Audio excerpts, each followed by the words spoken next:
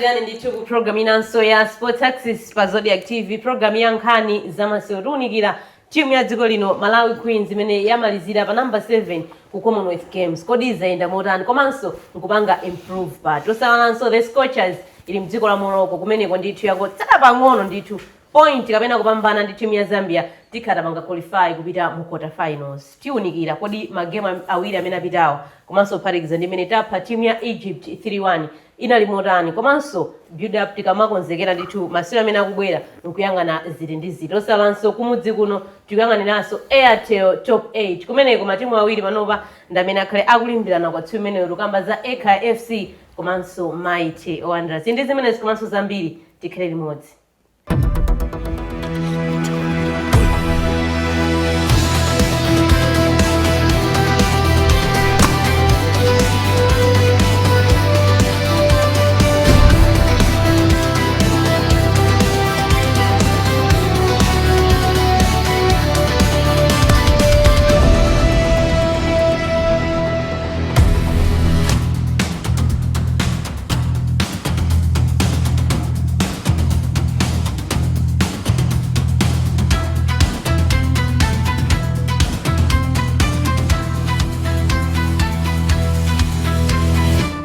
Gamia Sports Access makhandi akatswiri amene amakhala madolo amapereka ndithu maganizawo pa nkhani zosiyanasiyana zimene tazibweretsa tsiku limenelo. Ndipo lero ndi Henry Gome osalanso pari chinyama. Ndikulandire Henry Gome program ya Sports Access.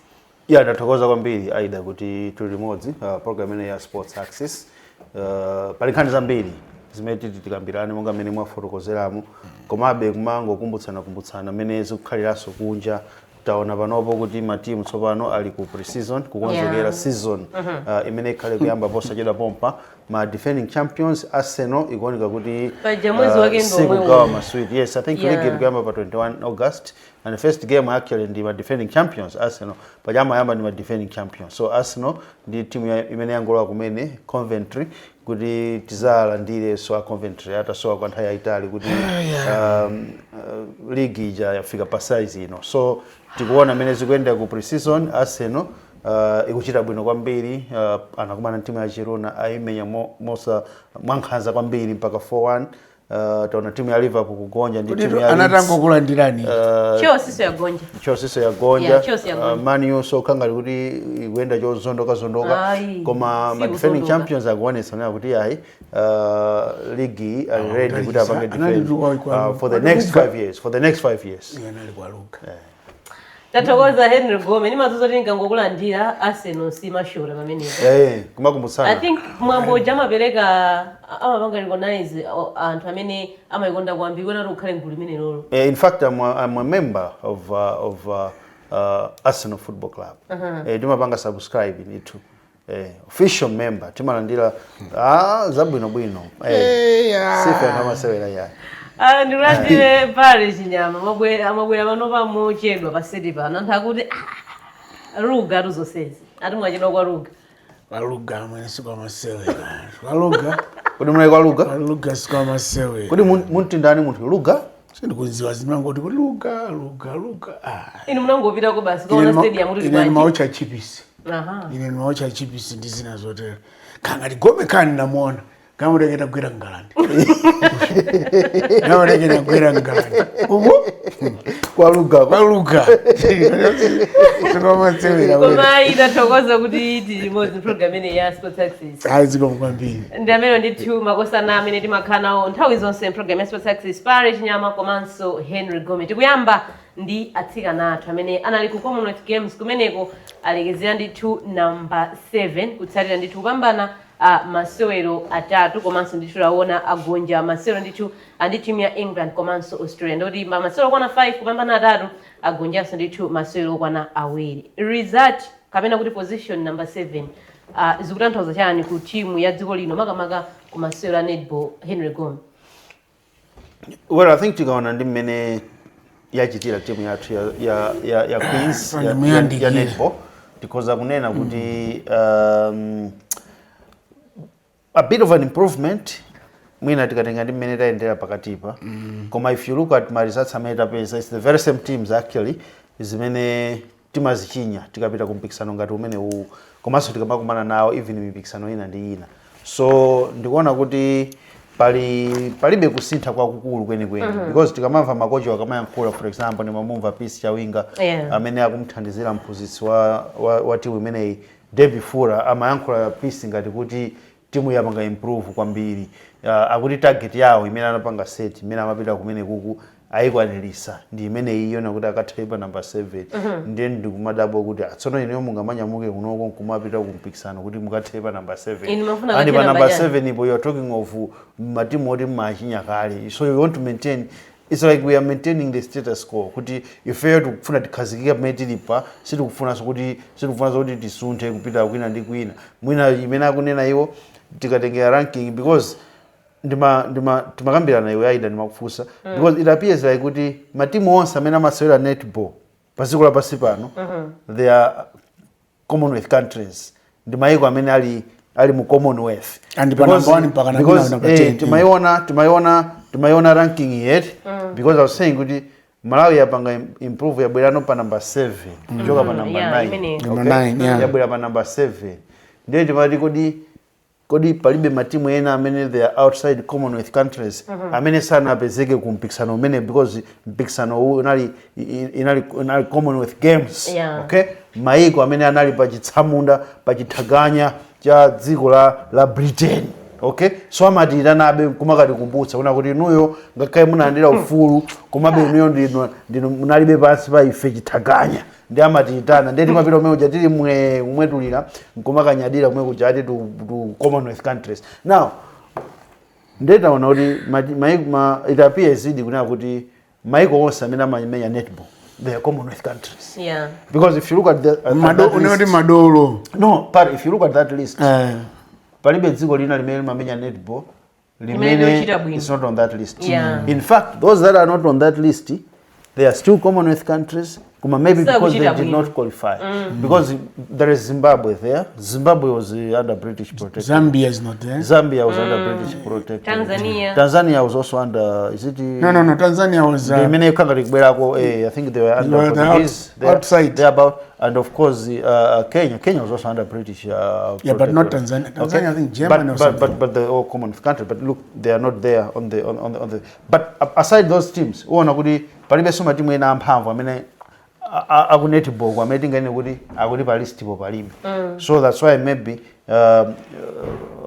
world ranking amango user even my games omwewa because all the teams are there now. Muona kuti tasuntha tabwa pa number 7, well a bit of an improvement, but ikatengera ma results it's the very same teams amene timachinya kumene kutachinya Northern Ireland, tachinya Tonga, tachinya Scotland. I think Tonga they beat us last time. That's why anapezoti atenga position yathu. But overall I should say here kuna kuti kumbali ya netball yokai we still have a lot of work to do. I think naiwala so game ya South Africa and manena kuti taswera ma game day 6 tina gonja atatu. South Africa ili mkulu minimum. Yeah, of course. South Africa, Australia, and England amena timenya ife. Yeah, of course. The usual ones. The usual ones. So I think matarget athu amene tizipasa tikamapita kumipikisano ngati imene azikhala matarget ona kuti tufati kamenya South Africa, tufati kamenya Uganda, tufati kamenya England. Those should be the targets. Osati kuti tufati kamaliza pa number 7. Number 7 mukamenya ndani? Mukamenya Northern Ireland. Mukamenya Tonga. Imene ona kuti tizikamenya England, even difference yake imene inalipo. Teams ona kuti timachinya nthawi zonse. Okay? So next time matarget wa mukamapita kumene ku NAMU ku Queen's Technical Panel we need matarget any osati zomwe zongoti basi zingozungulira pamodzi but otherwise I hope going forward zimene tikuzifuna ngati ziko kuti zichitike mwina zitheka kuti we should break into maybe the top 5. Mwina pare tikuyanga nanso kutengera kuti mwina timu imene inapita ku Commonwealth ena ndi akumeni osewera mbira ndi akumeni ndoche pamene ndi experience yambira amene aswera ku ma games ngati awo akuluakulu kumva kuchokera kwa Deb Fula amene ali mphunzitsi ana kuti ndosangalala ndi imene ayendera tournament kuwonjezerapo ndi experience ya Taekwondo Alwazi komanso mwayi kumwenda kutsogolo kumwina kumayanganira zotani kutengeranso osewera akumeni amene tinapanga feature mu tournament imeneyi. Yeah, I think yakunena zona chifukwa kuyang'anitsitsa ambiri amene ali achisodzera tikazonena choncho akuoneka kuti featuring yawo inali yabwino. Yeah. Apart from my experience Takondwa and Mwawi, the rest are doing good. So tikatenga mawu ake aiye fula ndionena kuti yes, I think ndipita ndi kan PCM akunena they are building a team. Yeah. Komabe ngati dziko mwina sitikuyangana those technical issues, tikumayangana kuti what is our performance against the bigger teams. Right? So of course the Scotland tinawina. Right? Tinawina in Scotland, which is good for us. Komabe the gap I think is only 7 points, 7 baskets as I say. Koma ukayangana ya England 25 baskets. And I thought we would reduce it maybe to winners got 10, 15, somewhere then to kuchita bebuino. Koma I think the gapping is too big. Good enough taimenya Tonga. Tonga men Mike ikira kodi itikoza kuimenya. Koma poiza taimenya Australia the baskets are 36. Awondo tidakali kutali. And itikana kota kumana ndonda kina New Zealand yo mwina kuna kavuta so kwambiri. Koma at least pano papoiza ti ndi team yachi sodzera. Hii ni magame amene ndikubwerekera mawa Gome. Achitsamunda ndoti tikuchita bebwino. Mwina mu Africa muno tichita bebwino kuti zizika sine ndandibwera mawa Gome. Ai no senu. Kuti koma mwina kwapemba Gome, kwapemba anthu awawa tisamangopita ku England kokakoka. Ma Commonwealth Games should also be played in Jamaica. The same yeah, bring them to South Africa, bring them to Africa. That's where you see azichita rotation mene mapangira or fighting kamapita ukoko they are reminding us on those days kuti hey Kono, your master is here. He's calling. So this is so clear. Yeah, I mean, we can have Commonwealth Games in Malawi. Yeah, let's have the Commonwealth Games. Unfortunately, we don't have the facility. In South Africa. Yeah, Eugene Griffin. Host Commonwealth Games, there are so many games. But yeah, there are many sports disciplines. Oh, I think it's Dakari Kutari. If it rotates, I know South Africa can host. Yeah, South Africa. Kenya can host because also Kenya has got two good facilities. Unlike Ifeo. So far so good. Experience ya now yatitandizira. Yeah. Ndimene mwanditu mene zaendera rugamba za Commonwealth Games kumene timu ya dziko lino Malawi Queens ndekuti yalekezera number 7. Mena kungwachula kwa kuti ande mndanda ndo mene kuzatha motani number 1 ndekuti ndi New Zealand imene inagonjetsa timu ya Jamaica. Mfayo imene inachitika pamene timu ya Jamaica yabwera number 2, also timu ya Australia number 3, England yabwera number 4 pamene South Africa number 5, timu ya Uganda number 6, Malawi yathu yabwera number 7, Scotland 8, 9 Tonga, also Wales 10, komanso Northern Ireland yabwera pa number 11, komanso Trinidad yabwera pa number 12. Many monditu ndi mene just to conquer with you, at least Jamaica yachita improve. Yeah. Chifa Jamaica last time inalepera kuti ifike finals, inatenga silver. Panopa ya move a step forward, inafika finals and inatenga silver. Which means iyo ndo the game yawo aisinda. Yeah, achoko number 4 abwe number 2. Awe number 2. So most likely amino wakoza zatenga chaka china. Mamva mina mayankula tsika nachi. Of course ziyankula down za ku Jamaica zichazovuta kumva zichiko. Mabini mamva bekuti awo. Kumasiya gululana. Mamva. Ndinamva. Ndagululana. Ndinamva. Unena uda.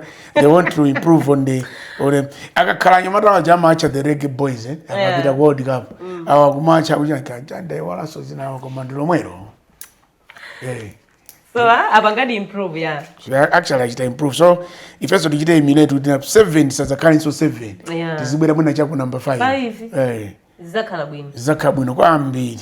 Kuchoka kumene kobanji toneko nkhani yokhudzana ndi timu ya dziko lino the Scorchers. Atsikana athu amene wandithu amene ali ku AFCON koyamba. Tikunena ndithu akhale akuona nkhani yokhudzana ndi mene zayendera kumene kodi zinali motani. Komanso mena tisanafike kumeneko tikhenso tikuona kwambiri nkhani yokhudzananso tikadali pompo pa Commonwealth tinalinso ndi masewero ena amene anayimira kumeneko tukamba zokhudzana ndi othamanga achita motani komanso masewero ena osiyanasiyana. Tikaona kumeneko tikuonako nkhani yokhudzana ndithu ndi achina Brave ambambande mene achitira osalanso achina Faustina Mbemba koma tinangokambako nkhani yokhudzana ndi netball yokha Henry Gome. Yanganiranso mwina masewero enawa.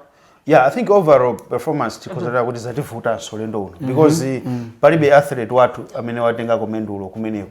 Okay? So it's like kuti tinangopita kumeneko kukaenda mmene timachitira nthawi zonse but sitinawineko china chilichonse kumene tabwerako Yeah, tabwerako chabe. Okay, chabe. so izizi zochita kuonetseratu na kuti ngati dziko silikupita patsogolo. China chimene chikupangisa kuti tisamakachite bwino ku mipikisano imeneyi ndi criteria imene anthu amene akupita kukayimira dziko kumene kwakumasankhidwira. For example, you have mentioned maina apa pali ma athletes angapo amene achita bwino locally, because tikafuna kuti titenge anthu apite akayimirire kunja, anthu akaona kuti achita bwino maloko competitions.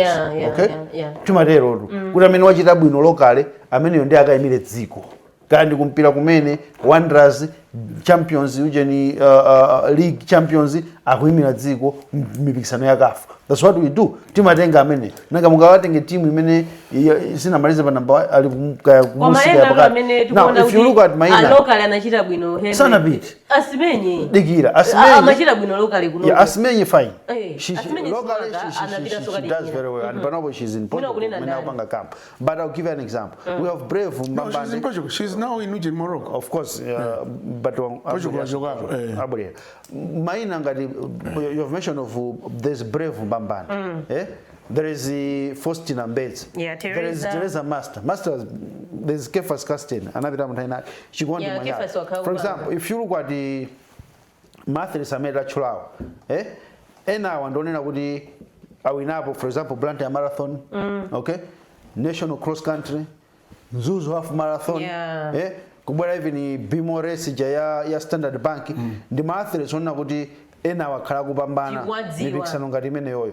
But you actually see kuna kuti amene wawasana tengedwe kupita kumene kuchako. For example, there is Chikondi Nyamwari wawinapo ujeni Bimo Race 21 kilometers several times. I think atatu once. Okay, but muona kuti mipikisano ngati imene sakupita. Now mukamamva pakangaliso pali ma contradictions, because mukamva kuchoka kwa Athletic Association of Malawi, for example Vice GS Saint Banda akuti wa madabo kunena kuti iwo apanga recommend samasankhidwa kuti apite kumene kucha.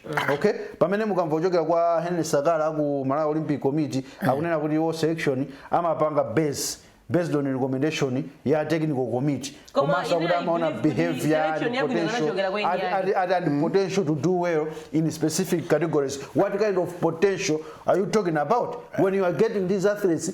Angoti panga embarrassing ngati dziko kumene kuchako. So potential yomaiona noka ku Malawi Olympic Committee iko criteria give women ndingochita 4 minutes ngati akunena kuti wawina ndi manena za master choti so muzika chira recommend ndi chani. It's a question of ngone tu yeye azibita basika the champion singani onena dawa apa nge recommend ne acha wakayambe sokusanka no azika sanka soja you pick the best. Mwina izizi kukulephera kwathu tisazifuse kuti so that means kuchokera kuti wait a minute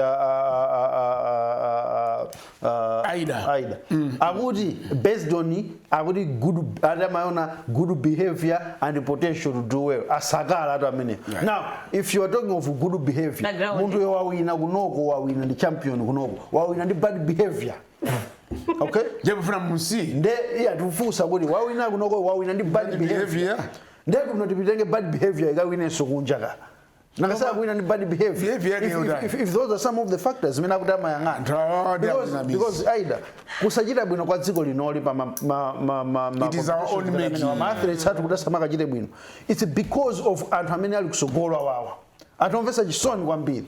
Okay, ndachama katenga mwana, you remember anatenga mwana wina kama panga chipiti goliro pa ujeni pa that time we can't blame that kid. Okay? We don't blame you. No, we cannot blame that kid. Okay, kukantenga mwana andiyeti ndiana amene amapanga zimezi iwo kamaenda olo makwalala amazungulira ana amatenga zingere kumatani zimezi amapanga ana zimezi ambiri mbiri. Okay, koma ndikukatenga mwana uda upanga chipiti goliro kungotenga mwana kandwanda nyana ya mwana okuja chip okuja mazira akabakeza sakaba. That's the problem that we have.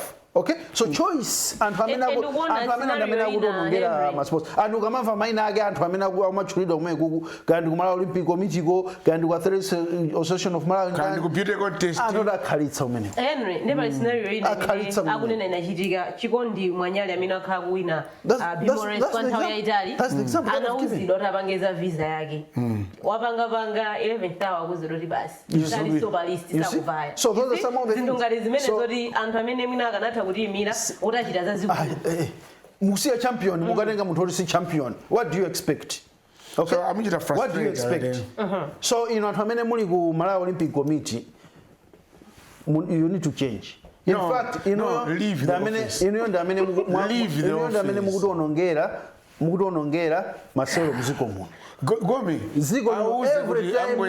every time we are being embarrassed on the international stage. My international competition, we are always embarrassed because of what Olympic Committee. And do you even get surprised now after 50 years of this organization, Malawi Olympic Committee, after 50 years, we have never had an athlete qualify kupita ku Olympics. We are always going there on solidarity because of many decisions tuzao mozondoka. Okay, so ababa since Mabungo Osewa ali under Sports Council, divempe ku Sports Council ino achimgalua taira nisena anthu amene wawa. They must explain. In fact, ku Commonwealth iku takuonani chair Galua muli komweko, munali komweko, a minister Gangata sports munali komweko. Anapita taira nena anthu amene wa minister onse anali komweko. Ndi a chair omwe taira anthu amene wawa aitane awa. Tikabwera kumuzi kuno tikhalisane basi. Chabwino. Isisi tusulikire bwino. You cannot be living anthu ena kuti achita bwino kunoko lokale ndikumakatenga anthu odale phera and you expect kuti ngati dziko tikachita bwino. Zamveka timalizitse motani pale chinyama tukamba zokhuzana ndi dziko lathu mene tinapitira masewero osiyana-siyana. Tinakamba kwambiri zokhuzana ndi netball koma tikuonanso mwina masewero enawo sitinachite bwino komanso sitinabwere ndi medo ena liyonse palibe chimene chachitika ndiye kuti. So the thing is, Kena Kwazijita blame government to see kuti panga sponsor. Government has given everything. It has given everything else. Ndio palibe chimene yapindula. Fata ngupiti santu amene sana katipindula which means drama zatu zalowa madzi. Ngati pana liso Cropwood Road imene inapereka so drama zambiri. Ipezeka kuti tilibe result. It's like anthu mena onena gomodi we have got a straw in a park. Palibe chimene takachita. So we need kuti kamaita invest this money. Ma administrators amene ali kuma association ndoda gomedi sana ngonena tazipita. Ba gomedi amanena. Mwina nakubatsewe kuti unene. Sungamuze mwana kuti panga visa kena kusuli pa list. What reasons do they give us? If you can't work, mwina ngati simungate kugwira ntchito for the country, leave and let's leave anthu amene akoza kugwirira ntchito. Sure. Ndi zimenezo ndithu zimene zachitika ku Commonwealth Games tiona kuti kutsogoloko zikhale zikuyenda bwanji kutengera kuti masewero ndoto osiyana-siyana sitinachite bwino ngati dziko. Titachoka kumeneko bwanji tipite mu dziko la Morocco kumene kuli timu ya dziko lino imene ya atsikana amene amasewera mpira wa miyendo tukamba cha Scorchers imene ndithu masewero awiri amene yayamba bwino kupambana ndi Nigeria masewero otsegulira amene thanalo yambirira tsiku loyambirira komanso taonanso ndithu yapambana ndi timu ya Egypt 3-1 zigoli kuchokera ndithu kwa Rose Kabzere osonanso Faith Kinzimu komanso Temwa Chawinga 3-1 kupambana ndi timu ya Egypt. Tinazaonanso zambiri zinachitika masewero amene waja kuphatikizapo ndithu ndi red card imene inapita kwa Rose Alfandika. Mwina tikhoza kunena kuti kuchokera ku masewero oyamba kubwera kwa chiwiri improvement inali pati kumbali yokhuzana ndi timu ya Scorchers pale Chinyama. I think the team has improved greatly. Chivavi nimetina menya ndi the champions 10 times champions and akabwere upita kumene kuja tinamenya system ina mena mayonera papo yamba ni mati kwa mafazili yangu ganza zomango menya chechi zitali but unazaona kuti I think that's the technique that they had because sika na achita match but the best was kuti pa midfield battle tinachita po pack sama panga so we managed to do and itaona ya Egypt nayo sena zote tukamenya no ni mashasha inakonzeka kwamba lipana wino wake wa Egypt mamuti is it Shamim or wabuibui nake. The girl was very good and amajita track down aliense gandi Tabitha gandi Tema ukabizoda kajita intercept makayoje so I think anaticha alina kwambi koma I think najita so deploy mai Malawi ja Musaza Mpwegesi ndidolo Musaza Mpwegesi mukudika Zere Rose very big heart I mean very big heart anatimenyena mpira wabwino and I would not be surprised kuti Zambia tikoza kuichinya. I would not be surprised kuti Zambia tikoza kuifa Zambia jina Barbara Ndinza kujakuoneka ni machache. Asimenye timu mnena ujandameni wafika. Asimenye wajo inanzagi. Wakafika koma uisinkandawire. Sabina Tom. Sabina mimi. Ndio ungaona timu ija ukaiyanganitsitsa. I think if experience yatu tinaye abwino and my player koma akameneka. Ndiye kameneka na Rose Kabzere. Anayankula anthu aku Nigeria. Kuni na za Rose. And I am crossing alibe na emao. Kuti wana ndi faith ya kuti faith is skill imene ali nayo ndimene ikudabwisana. So for me ndikuona kuti ndi team imene Zambia ngati sichita bwino kuti sitithandizira koma mati sakamenya kuziko lina loposera America America kwali kale pato chifuka mpira uli ku Europe women's football kwa America ili kwa America koma kandi yamu nonena kuti if mene wayonena tikuchitira one thing imene ndachikonda ine nchonena kuti mwina zimene anthu timayankhula critiquing technical ya Twitch has improved greatly. See, chifukwa nthawi zina ukamauza chamaona ngati mwina wangodana nawo koma nthawi zina timauza the weaknesses that are there ngati amamva chifukwa itangowinidwa game ya Egypt ija anatumiza ka message kena waje mwauze mamande coaches kumeneko fetu kuchati yasizezo sanena mande coaches Henry ndi pale mwauzezo zomwe kuti mathandizika chifukwa zina zimetimani koma trigger part before Gome comes in. He trigger part on Zambia. The best we can do. No, can you please uyankhule kuzokuzana ndi red card? Oh yeah. Errors. Yeah, red card. It was it was a second yellow, I think. It was a second yellow. No, it was straight red. Straight red, but I think ana in the yellow. If I can't remember. But anyway, red card which inazabwera pa 52 minutes. Yeah. Imene nazaona kuti ziti koma ngatudaona game ichi imachita flow ngati kuti tonse takwaninamo. So my red cards amachitika ma games. So we shouldn't be worried about those things. Taona so kuti ndiyani jana red card yawo. Even Nigeria na red card. Ndi Zambia. Ananchita bwino ameno. Ndipo sidi mukufundira za. Na red card. Niona ndo koma imene ichi. Chifukwa ameno just mena mampanga temo sisi zimene zoyenera kuti ampange ngati kumbuka game ichi ama pena mapanga zizosainira kupanga but to say the truth if you have improved greatly and ndifuna nene zokuti group hii is a very tricky group before titsana fike group yo dudikamba za masewera amene Scorchers yapambana Henry ndi team ya Egypt mina tinakonza party pamene tinafoka ndi party kuyerekeza ndi masewera oyamba amene tinawina ndi team ya Nigeria 3-2. Yeah, I think I just like the approach ya team ya game jet kunena kuti the approach was indeed kunena kuti mwina 0 point because pena bage you get carried away nangati namenya uja ndi defending champion Nigeria uja 10 time winner the most successful team in the history of the Women's African Cup of Nations. So tinena ndi kuti game manager approach yake ikhale yonena kuti the girls are not carried away and indeed that's exactly what we saw. Kunena kuti tinamenya ndi Egypt jangati kuti si just ya gonja ndi 6-0 ndi team ya Zambia. For your own information, that game Egypt inapanga improve. Yeah, played a very good game. Oh yes, very much improved. Umaona kuti I think first half tunamenya 2-0. Koma you can actually see kuti zigoli zimabwera bebe okay, kusonza kuti anabwera ndithu ende amamenya mpira. Okay, so I expected kuti game ije ikhale yovuta kwambiri because that was a must win game for Egypt kuti iwo akhalebe mu competition. So kugonja kumene agonja kuja they are out now. Good enough to win a game with Japan. They can only do us a favor in Nigeria. And I think defense Umbuyoso I think Umbuyoso tinapanga improve because Umbuyoso tinapanga improve because if you look at the goalkeeper anachitira commerce even defense even though tina under red card but I think it nice as compared to game ya Nigeria. Of course Nigeria is a tougher opponent than Aigubuto.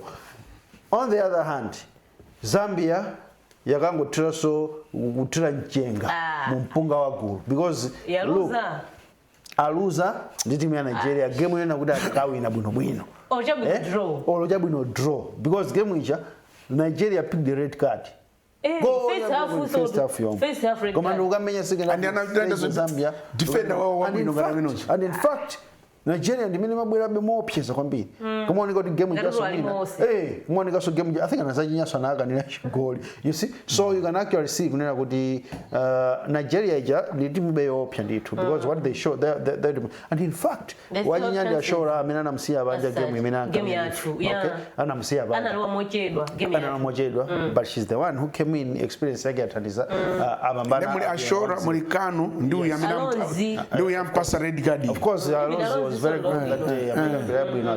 I think if you had game plan yatu inali yabwino kwambiri that day chabwino now tukubwera group C imene tanenera mu ndekuti Malawi yo ndimene kutsogola ndi 6 points koma tikuyanga nanso ndekuti Nigeria yanso nayo yapambana masewera yake ndi Zambia not 3 points kugoletsa ndori yagoletsa zigoli zokwana zitatu ya yachinitsanso ndori zigoli zokwana ziwiri zokwana so zitatu I think zitatu zitatu pamene tikuyang'ananso yachinitsa zitatu ndi ifeyo zitatu yachinitsanso zitatu goal difference yawo ndi 0 tikubwera ndi timu imene ya Zambia inagonjetsa timu ya Egypt 6-0 yagonja ndi timu imene ya Nigeria 1-0 ndipo 6 points awiri ndi 3 points and goal difference yabwino kwambiri kubwera tsiku lomaliza limene tikuyang'anira lachitatu Malawi kumana ndi timu ya Zambia pamene Nigeria idzakumana ndi timu imene ya Egypt ngati ngapambane Nigeria ndori zakhaza ndi 6 points ngati Malawi singapambane ndi timu ya Zambia ndori timaliza mu group imene ndi 9 points yes my league leaders in fact ngati ngapange draw 7 points yes kugonja ndikuti tonse zakhala 6 points Malawi 6 points Zambia 6 points Nigeria tikayang'ana group imeneyi pale ifeyo masamu athu ayende bwanji kuti zitiendere tifike mkula finals game tukwenda tiwine ukapsana masamu ayende bwanji game tikungoyenda kuti imene tikumenya ndi Zambia tiwine the worst we can do is force a draw alright ina kati game zimatha kukambirana tikanangomuuza neba no ali pa chiopsezo neba ali pa chiopsezo iya kana pambana neba game ijayo fanya kunendo wathira mchenga akanangowini natu game manager kwina kose kunali posavu wazibweteka yeka wachita chibwana paka ndeko nakapezeka kuti Nigeria yatulukiratu after that game ikanatulukira koma panopa tikozopezeka ife tabwera ku nyumba tili ndi 6 points mwana chifukwa goal difference ya ifeyo at least ndime kuti pangiso tichite bwino now chifukwa choti Zambia ina lose that's where the danger comes in koma be ine sinduchita rule out Malawi ikhoza kuwina game yomalizirayo chifukwa cha mmene ndayionera Zambia kumenyera ndife mmene tinamenyera ndi the champions and then the way we played in the Egypt because I matter kusinta mawachinachi koma that's the only tricky part of the team imodzi kozokati 6 points and team imene kupezoti yatuluka easy chwa Nigeria ngatinga wine ndi Egypt mina ndizigoli zambiri usatiso zambiri zapa ngono ikozoti tuluka chifukwa Egypt ja mmene ndaone kumenya ni Malawi don't rule it out ikozomenya uje ikoza kuimenya Nigeria for the first time akozoti amina chatukira kuma preliminaries koma it's very very tricky panopa kuti tikozopanga bwanji koma itati Malawi win kukhala number 1 kuti pangisa to avoid the tougher opponent chipande kuti mukakhala number 2 mapeza number 1 wati wa group inayo so the tougher command the toughest opponent anayinokhala imwe itamenya naye if the person who can we can be because we avoid is a carry hosts out in Morocco for a minute one as a can 13th player and 12th player damina koza utivuta koma be mpira wao ka mabwera koma na papa challenge ndio kala yoti Zambia inangotira kwira ikanango wini na tu game ije sibwezi tumani naza bwezi kuli best pira mtango yamba masamu kuti akatere ndio tikoza kutenga mazota pena koma na abazi kuvuta wina liyese group iyi kone kuti ndio vuta ndipo ifeto inenungo yana zatu zokazi kuti ifeyo yatu tikanango wina izitalo tizangopanga draw no ifeyo Henry titani atukamba za masewera lachitani alisa kuyang'anira kota finals mena fotokozera pali ababa ifeyo game imene itungeno tipambana exactly zikavuti sisa draw because either kubambana or draw team yathu ipitabe ngati group leaders who still top of the group exactly ameti ndimu ayonera kuti tikhoza kutuluka mu group imene iye top ndi fail okay so game yake ndi imene imetu kumana ndi Zambia unfortunately Zambia azipweteka okha because game ya Nigeria jena game ina kuti anakatha kuwina bwino bwino okay koma anazipweteka okha game manager and panopo unfortunately there is no mercy okay there is no mercy and he also akuchita kuziwa kuna kuti Malawi is coming hot the game imene ikubwera iyi Wednesday against Zambia is we are sending Zambia home.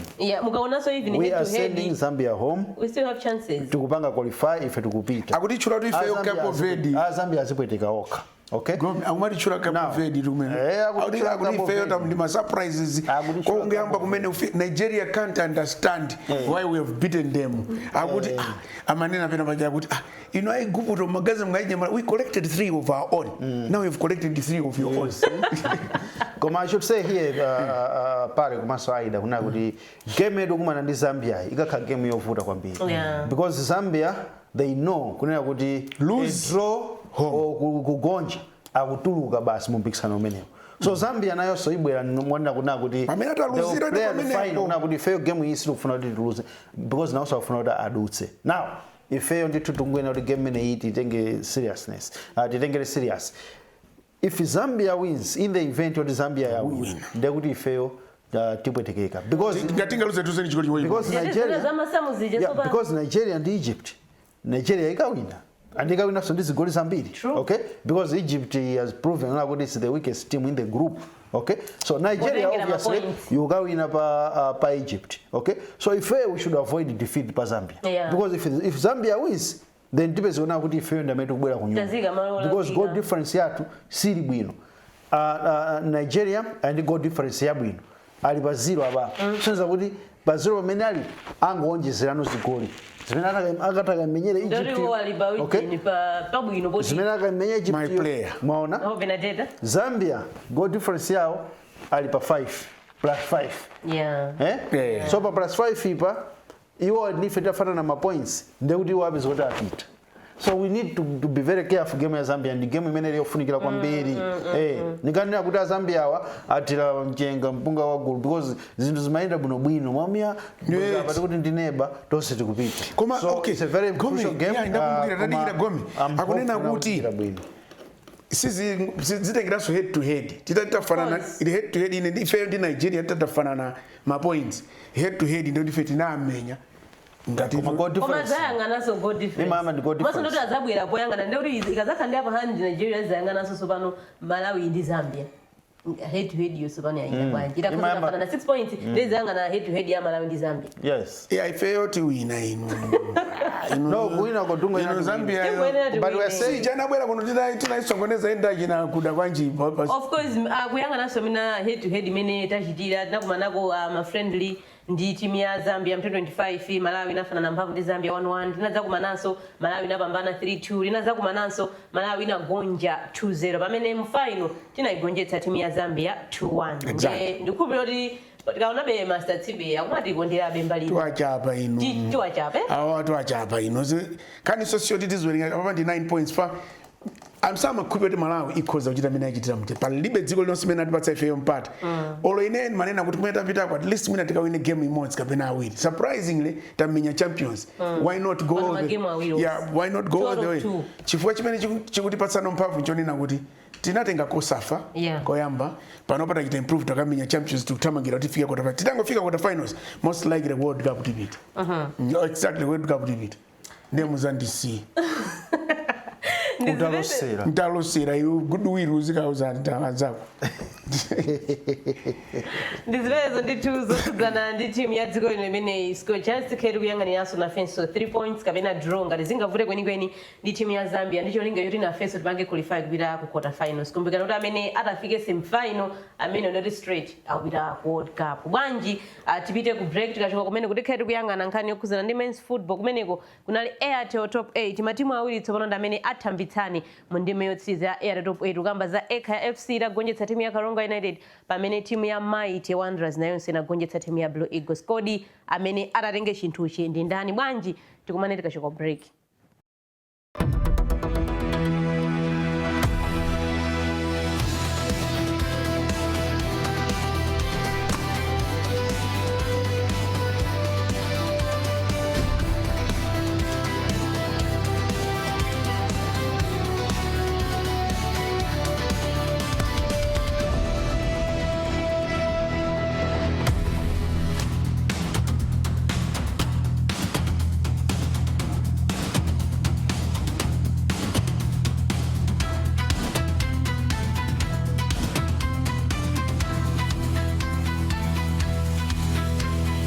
Kukulandirani kuchigawo chachiwiri chigawo chimene chinditu chotsiriza mprogram ine ya Sports Axis kuona konkhani zosiyana-siyana Commonwealth Games zayenda bwanji komanso nkhani yokuza ndi WAFCON kumeneko ndithu ku Morocco atsikana athu ali kumeneko amene tikuyang'aniranso kwambiri chipambano kapena draw. Tibwere kumudzi kuno kutengera kuti kumathero a Sabatayi makamaka Saturday ndi Sunday taona ndithu zinthu zachitika kumene Saturday kunali masewero kumene timu ya Ekaya yagonjetsa timu ya Karonga pamene Sunday tinaonanso timu ya Mighty Wanderers inagonjetsa timu ya Blue Eagles. Masewero onse amene anafika mpaka na ndime ya mapenalty. Tadziwa tsopano matimu awiri Itenge na pale mwigone kuti mwaichalira kwambiri nkhani imene. Itengani. Zori atsalana awi. Just as I had predicted kuti finals iza kuma Wanderers ndi ekhaya. You never predicted. No, he never predicted. I did. I was the one who predicted an Ekaya Brigos final. You know, predict. I think Friday. Yes. Ndikayangana. Program Friday yo ndidula pamenepo. Ndikaona kuti amene anakuza ni ndani, ananama ndi ndani. Ngani suna prediction suna ama. No, sina ngale sakuti unapanga predict kuti ziyenda choncho. Yeah, in of course Yanga sina take because I predicted an Ekaya Brigos final.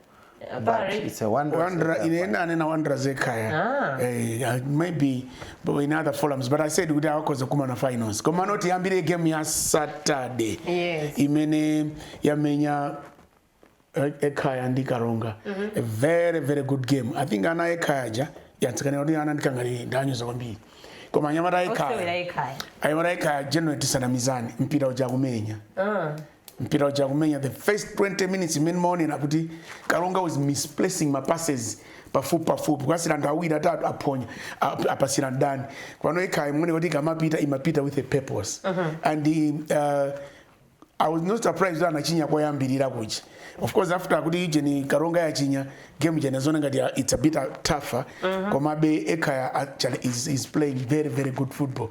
So the warning is ngati ekhaya izimenya yonchija Wanderers mkonzeke kwambiri game kuti mukamenya finals ndi anyamata ake amenaje chifukwa the moment you lead them to control the ball kandi ndionera kuti akangopeza kuti achita control mpira pene pakumavutira mpira because if you want opponent asama bunde mpira akangopanga control you are confused. So ekhaya I should say anyamata aje akutamanga anyamata aje and division akumaona zochita mina kumapasirana shifting from left to right pakati.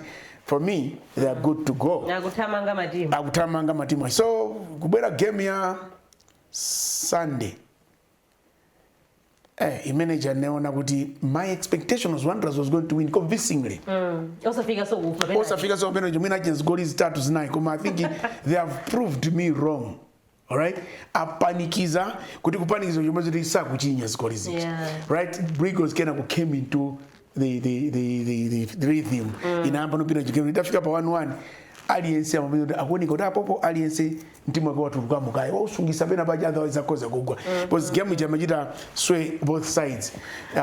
My worry kwambiri ndi Wanderers is kuti Wanderers ifuna kuima mu CAF.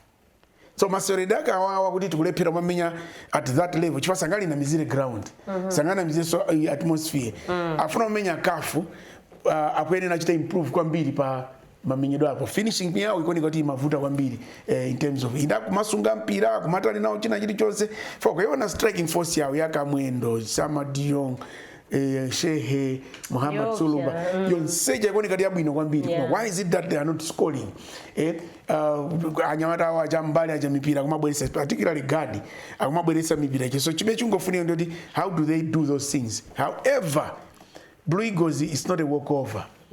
Now, in terms of strength, endurance, kuti akozo tamakisa team to the next. For Adamu Hone, poyamba ni mazati koma kula mwina amenya. Koma I think alindi endurance ya mbamvu. Game jakoza kumenya mwina the whole 90 minutes. Koma ndi age yao sinima mzira koza menya yonchije. Plus ndi alindi tiana dao tumetabwera kumeneja. I think Digreg Insakakuona and the other Digreg Insakakuona, they have done quite a good job to them. So finals zimene kubwera anguvomereza bambo yake ndi mwana wake avomereza kuti mmodzi mwa iwo adzachoka kupanda chimene chicha iwo avomereze koma ngati pale chinyama chikupita kuti iwo avomereze chabwino mene kunenera koma iweyo chikupita kuti ekhaya kapena Wanderers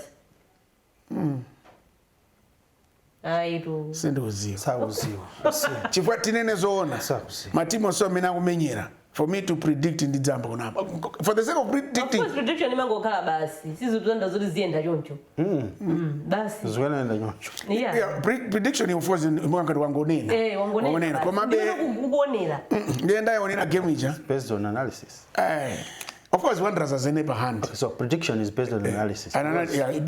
on a game, probabilities. Of course. Okay. Okay, so if I go by the probability, you might want to go to the game. Probability. And that probability is based on statistics. Yeah. I'm basing on statistics. Wanderers equals a winner. Kutengera ni mathematics. I've seen them play. My game of course. Eka sina wichinye Wanderers mageme na matira draws dominance ngakale kale ndiye kai monica utanyamara ifuna cha experience plus mwai versus a game ya 1-1 njokumbuka ya Wanderers drew that game by mwai ndakumbukira yanasinya kuma peto weno it was just mwai. So the probability as is putting it, I would put it at 0.8 to Wanderers equals a winner. Chabwino. Henry Gomez ogamba zokuzana ndi final Airtel top 8. Kuma sabete kutengera zaini. No, actually you're going to tengera zaini. Sabete tengera because you're basing on the statistics. Yeah, sure. Sizongobwera ngobweruka za support. It's based on statistics. Yeah. Yes. No, what I'm saying. Yeah, no tengera no ndi many people on the ground. Yeah. Analysis. Sizongodi ngati za support zongodi yeah, tiwina ndi ife here. It's not like that. So amena kubeda umwathandiza kwambiri. Gome tukuyanga na final imene Wanderers kufika mene mwira kugonjetsa Blagos komanso ina kugonjetsa Craig Sporting mukota finals. So amene tukuyanga nanso Ekhaya imene ina kugonjetsa Bullets mukota finals komanso semi final ya kugonjetsa Karonga United. Ekhaya versus Mighty Wanderers. Finals tukembekeza zotani? Yeah, the final yabwino, it's a family affair as Pare said. Wanderers, we know it's Dr. Thompson Mpinganjira, and the Ekhaya, we know it's the son, Dr. William Mpinganjira. So it's a family affair. We'll see what the uza kampira odani, but I should expect kuti zakhala game yabwino kwambiri. We have seen recently Wanderers ndi Ekhaya itakumana inali game yabwino. Ekhaya kumenya mpira wabwino and matimu akutamanga ausakhala masewera, and he being a final, I know kunena kuti azayikirapo mtima anacha nchoika choti engage because this is their first final. Okay, the team yona kuti yalwa mu league yaikulu hii season imene and they have invested 2025 and the 2026 season ndi imene ikonika kuna kuti no akhanga kuti akhazikika because if you look at their performance ku league iku zikuoneka kuti zikutheka and apa Africa their first ever cup final and they would want to win it. Okay, they would want to win it. So atiyembekezo nakakhala sera bwino. On the other hand, Wanderers ndi ndajamba kale salendo atengapo so cup finals amafika and if you look at the current crop of Wanderers players, I think they were there in the final. Felix Zulu, Kaliati, several of them. So nditimu ena kuti kumbali yazi Wanderers mbuyo mu amadziwika ngati makap specialists. Chifukwa amapanga dominate kwambiri. What is that? Kuziko pakati bullets nayo tsapa. Pakati pa zinaoneka kuti bullets nayo tsapa. Ku bullets kupena ku silver. Ningwena kuti panopo kuziko kuti muoneka kuti timasinthana. Atatu watu. Wanderers matautenga. Silver itengapo. Bullets itengapo. Ngani yakale season imene yatai. Anatengapo jaki. Akachita tsoka kwambiri mjema bizoti Blagos yatengapo. But something like that. So an Ekhaya Wanderers final is going to be a very good final. I know kumbali ya sponsor very happy. Very happy because had it been goody Karonga mwina Ekhaya ndi Blagos mwina sponsor sombalina suma onitsirabe kumabe omangoka kuti sonaba zukabani. Why am I saying this? I mean business wise. You look at game when Wanderers ikumana ndi Ekhaya. On the other hand, it means kuti masapota Wanderers akamugira kumene kuchaka one timu yawo kutenga chiko. Bali nayi aganyu akamugiraso kuti kuma Cowboys. Kale uyeka anatipweteka koma uyu asawina. So we are assured of high attendance. Yeah, final. Okay, komano ground so nembekeze game yabwino kani ground no BNS naona banachilidwa show of course pana jambo zitu zisosiyana koma after some hours taonanso zintu zijazo zichotsapo. So I think mina ikamadzafika nthawi imene yoyo no tikamakamba nkhani ya ground kuonongeka kwa ground sitikamba za lita yayi zinyalala for zinyalala munakhala konza yeah sitikamba za zinyalala mmasesa nanga zinyalala nzovuta osesa koma timakamba pitch ground okay so ground lija mmene lilili pali malo ena ndi ena amene aonongeka ofuna kukonza ndimamva au nduna ma resources alipo chani apanga mofunikira chanchani but what we want is just kuti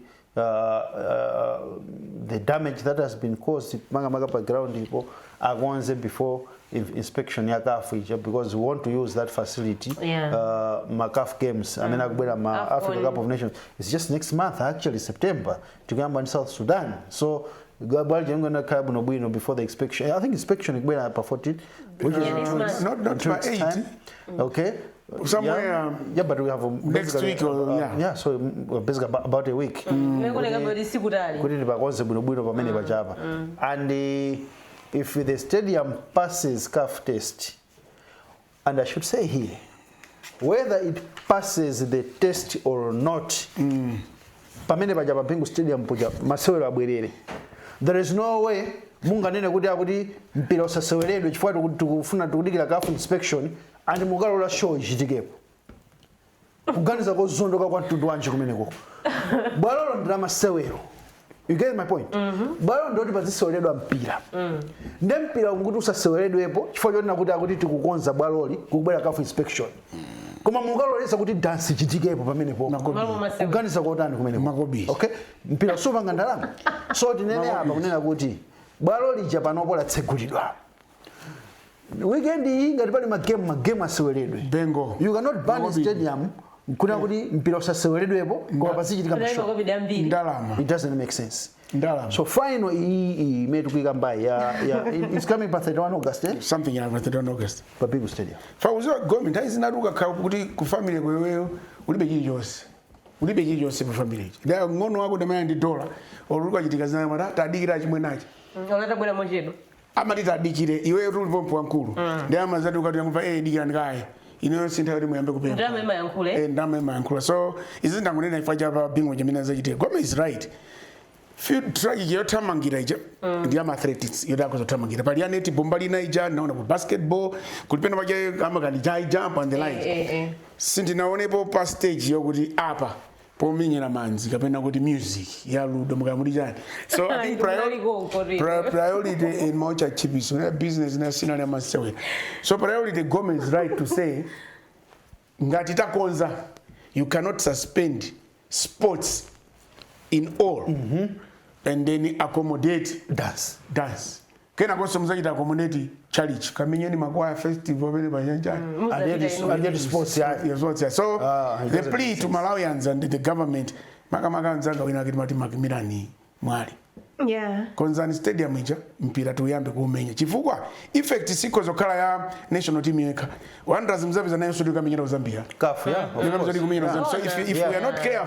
if we are not careful zabizo litamba kutuluka so it because let's do that work and azimenyina hapo mpira kapena zitamanga hapo kapena net mena naipangira ti ama gitara with due respect sidi kunena kuti msamenyere no ama gitara so lagwa because you are napempa analipira and ndi Malawi amenye music. Come next time nda basi. Chimejurira bwitsa ife. Jona kuti tsono mukanena kuti mpira tisasewere. Kuma ticholepo dance. Ya kuma ngokonza god uje ngome. Ngokonza ngopa ngona. Anabuka 6 months earlier. Banopo mpira immediately. Anabuka 6 months earlier mwina chifukwa chaje. Sama ziona kuti kubwera izizi. Sama zio. Koma muzipita ku Griffin chakuliso malo abwino mwe cha Griffin. But immediately. No mpira obwerera. Koma kulinkhani ku FIFA. Kulinkani ku FIFA. Gianni Infantino nanena last time uyu chose nazipita. Uyu amene atazipita. Nani atazipita. Kena kukugatuka nkano nodi kwagulitsa. Kandi section yanje tapange business pambali. Unafusa nzako akuti vinanzake kumitia madabu ado board. Iziso ndeza chokera pa. So kani meja ndiyo futira pa kudena kuti sis maina kuti zitero pankani ngati meja. Anthu aja ngati kuli kukonza zampira adziuzana nde waimva UEFA inajita wanene natu we have lost confidence. We have lost confidence. The Asian yani na chimodzi. Oda kwa Africa mudikira yani. Now, if you look at the reactions, right? Because the approach many FIFA inatenga. Infantino anatenga tingotero because the letter imene inapita kuma FA inayonena kuti akwapasa up to September thereabout kuti avomereze maplani yake opanga create akuti FIFA Forward Enterprise. Yes. Okay, kugulisa about 20% of the shares maga ku World Cup, management ya World Cup ipite kuma investors akuti zimene zibwesa ndrama zambiri kumpira, which is true. But now if you look at the Mina Naitengela approach yake, no consultations, just is it a deadline in the EE? If you don't accept it, you will not benefit subvention and it's somebody Maiko Amenesa, they'll get $40 million. Okay, and so on and so forth. Now all is so surprised. What is this? And ukafukula katika timo zumaoneka sona kuti pali ma influences ena like we saw at the World Cup. Kumajira kuonekana kuti the FIFA president is compromised. Now we have seen the reaction. In fact, Africa cannot react because we are too poor here. We have seen countries akupanga support zimene zichasi. Even kwa tukunoso zimaoneka ngati kuti tukuchipanga support chimene chichachi. It doesn't matter whether football is sold, but drama zitani kodi zibwere kunoko. So if your priority yatu tikumayangana pa ndalama pachapa. But if you look at the bigger picture, of course ma countries amene achitsusa, for example UEFA ndikoti alikali ni ndalama maiko amene ache. And probably I've seen some African football administrators criticizing UEFA. UEFA, they are doing that because they already have money. If we don't have money, if we want the money, okay? But overall, Aida, I should say here it appears now the FIFA president is very much compromised, and I will not be surprised. Chisanko chimecho kubwerachi ataka kudubusa kwa kumene kucho. Uyo achoka kali. Yeah, I think it's not a good idea. Kumano popeza the strongest countries have spoken. Gianni Infantino is at risk. Nani nakada natipangira compromise World Cup yapita icha. Panoso ndizizi. So amala nanusu ni nani mbali ano. Ndimene ndithuta malizira program yathu ya Sports Access kunikira nkhani zosiyana-siyana. Tokoza kwambiri Henry Gome komanso pale Chinyama amene anachane ma analyst yathu program ya yose awanso Tumepok Mangani, producer wa program ya Sports Access, komanso technical director Fatani Menyani yayi mwagwira ntchito yamandika kwambiri tsiku la lero. Wose awanso pa kamera zithunzi kuti zioneke Yobson kumwenda. Aida Mwambazi ndo dzina langa. Ifeyo maso athu ali ku team ya Scorchers Wednesday lino. Kodi ichite motani ndi team ya Zambia. Bwanji tumanenso tsiku lina.